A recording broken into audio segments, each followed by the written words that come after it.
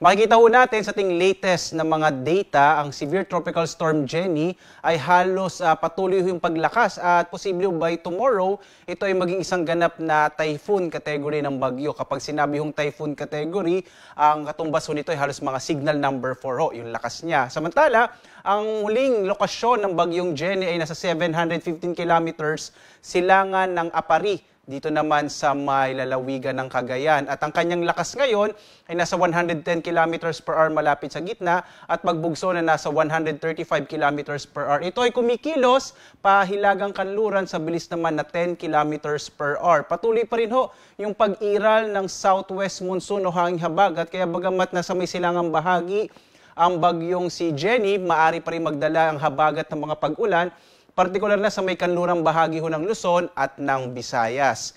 Samantala ho, narito yung latest track ng bagyong si Jenny at inaasahan nga natin by tomorrow morning, ito ay nasa 635 km silangan ng Calayan sa Cagayan, habang sa gabi nasa 500 km east ng Basco, Batanes at bandang madaling araw ho ng Martes or umaga ng Martes, nasa 380 kilometers na to ng Basco sa Batanes. Sa track ho ng bagyong si Jenny, makikita ho natin yung forecast intensity natin by tomorrow, typhoon category na ito, at posibleng lumapit ito sa may bahagi ho ng southern part ng Taiwan. So posible itong maglandfall bandang gabi ng Huwebes o madaling araw ng Biyernes sa may bahagi ho ng Taiwan.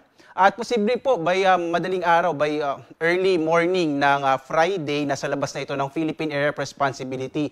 Itong tinatawag natin na forecast confidence cone, posible ho na yung sentro ng bagyong si Jenny ay matagpuan ho bandang pinakamalapit kasi sa may bahagi ng Batanes, araw ho ng Miyerkules hanggang Huwebes. So makikita ho natin dito sa ating forecast confidence cone, pinakamalapit ho itong bagyong si Jenny. Samantala naman, nakataas pa rin ang signal number 1 sa may lalawigan ng Batanes. Ibig sabihin ng signal number 1, sa susunod na 36 na oras ay maaring makaranas ang lalawigan ng Batanes ng malalakas na hangin dulot ng bagyong si Jenny. Dito kasi pinakamalapit ang sentro ng bagyo pagdating nga ho ng araw na bandang Wednesday hanggang Friday.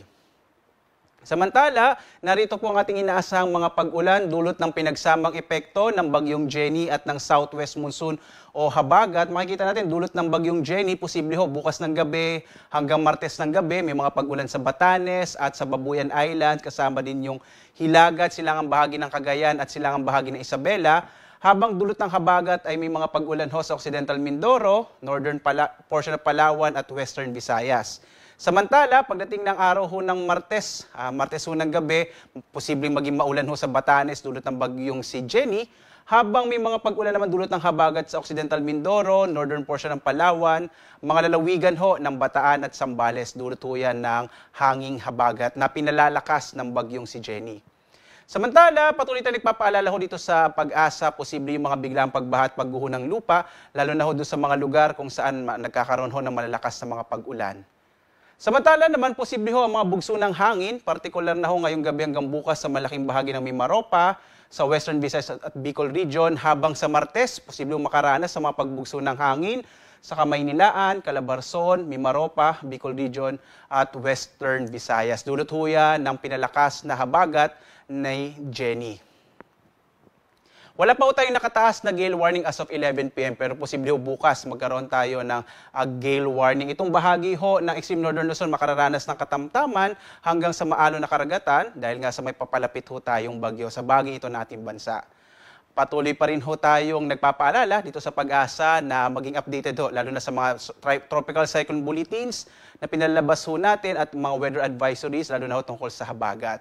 At meron din ho tayong pinalalabas sa mga thunderstorm advisories, mga rainfall information at heavy rainfall warnings mula sa iba't ibang mga Pag-asa Regional Services Division.